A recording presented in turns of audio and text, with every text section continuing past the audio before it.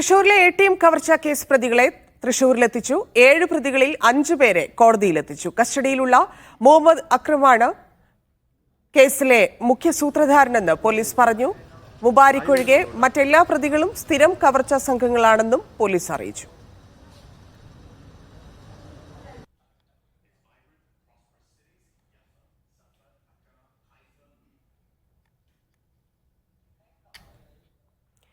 അഖിൽ ചേരുന്നുണ്ട്. അഖിൽ, കോടതി നടപടികൾ പൂർത്തിയായോ? ഇനി എന്തൊക്കെയാണ് പോലീസിന്റെ നടപടിക്രമങ്ങൾ? ഈ തെളിവെടുപ്പ് ഉൾപ്പെടെയുള്ള കാര്യങ്ങളുടെ വിശദാംശങ്ങൾ.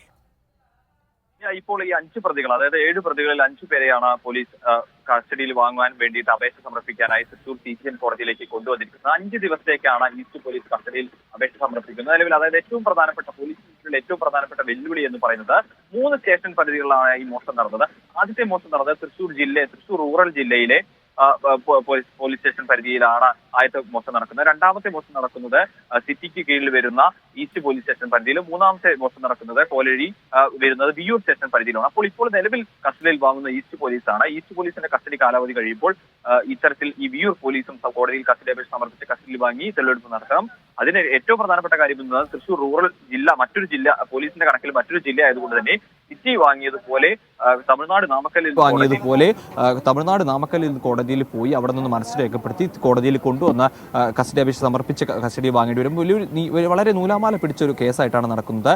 പ്രധാനമായി ഇപ്പോൾ ഏറ്റവും പ്രധാനപ്പെട്ട കാര്യം എന്ന് പറയുന്നത് ഈ പ്രതികൾ ഈ വാഹനം കയറ്റിയിരിക്കുന്നത് ഈ നമ്മൾ നേരത്തെ രാവിലെ പറഞ്ഞതുപോലെ തന്നെ ഈ ടോളിന് മുൻപിലാണ്. അതായത് പട്ടിക്കാടിനും മണ്ണൂത്തിക്കും ഇടയിൽ വെച്ച ഒരു സ്ഥലത്ത് വെച്ചാണ് ഈ കണ്ടെയ്നർ അകത്തേക്ക് ഈ കാറ് കയറ്റിയിരിക്കുന്നത് എന്നുള്ളതാണ് ഏറ്റവും പ്രധാനപ്പെട്ട കാര്യം എന്ന് പറയുന്നത്. അതിൽ ഈ മുബാരിക് എന്ന് പറയുന്ന 5 പ്രതികളാണുള്ളത്. ഈ 5 പ്രതികൾ, അതായത് ഹരിയാന സ്വദേശികളായ ഇർഫാൻ, സുക്കീൻ ഖാൻ, മുഹമ്മദ് അക്രം, ഷബീർ, മുബാരിക്ക. ഇതിൽ മുഹമ്മദ് അക്രം എന്ന് പറയുന്ന പ്രതിയാണ് ഇതിലെ സൂത്രധാരൻ എന്ന് പറയുന്നത്. അയാൾ 7 ഇത്തരത്തിൽ സമാനമായ കവർച്ചാ കേസുകളിൽ പ്രതിയായിട്ടുള്ള ആളാണ് മുഹമ്മദ് അക്രം എന്ന് പറയുന്നത്. അപ്പോൾ അത്തരത്തിൽ ഈ മുബാരിക് ഒഴിച്ച് മറ്റെല്ലാ പ്രതികളും സമാനമായ രീതിയിലുള്ള കേസുകളിലൊക്കെ തന്നെ പ്രതികളായിട്ടുള്ള ആളുകളാണ് എന്നുള്ളത് തന്നെയാണ് ഏറ്റവും പ്രധാനപ്പെട്ട കാര്യം എന്ന് പറയുന്നത്. ഇതിൽ നിലവിൽ 2 പേർ, അതായത് 7 പ്രതികളാണ് കേസിലുള്ളത്. ഒരാൾ ഈ പോലീസുമായി ഏറ്റുമുട്ടൽ നാമക്കല്ലിൽ വെച്ച് മരിക്കുകയും മറ്റൊരാൾ, അതായത് അജാർ അലി എന്ന് പറയുന്ന പ്രതി കാല് മുറിച്ച് നാമക്കൽ മെഡിക്കൽ കോളേജിൽ ചികിത്സയിൽ കഴിയുകയുമാണ്. എന്തായാലും പോലീസ് ഇപ്പോൾ 5 ദിവസത്തെ കസ്റ്റഡിയിൽ വാങ്ങാനാണ്. അതിനുശേഷം നാളെ കാലത്ത് തെളിവെടുപ്പ്